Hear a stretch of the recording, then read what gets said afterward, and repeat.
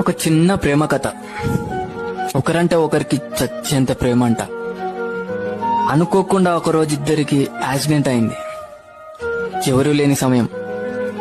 అటువైపుకి వచ్చిన ఒక పెద్దాయన నేను ఒక్కరిని మాత్రమే కాపాడగలను, నాతో ఎవరొస్తారని అడిగాడంట.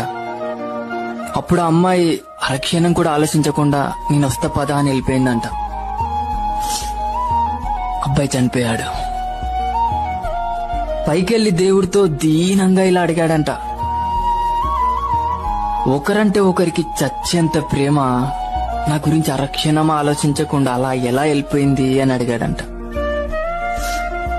అప్పుడు ఆ దేవుడు అన్నాడంట, నే పంపించిన పెద్ద ఆయన కూడా అమ్మాయిని ఇలానే అడిగాడంట.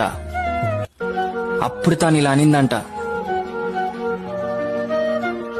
నేను చనిపోతే వాడు జీవితాంతం ఏడుస్తూ నరకం చూస్తాడు, నాకు అది తెలుసు. వాడు బ్రతికుండగా నరకం చూస్తుంటే నీ స్వర్గంలో ఎలా సంతోషంగా ఉండగలను.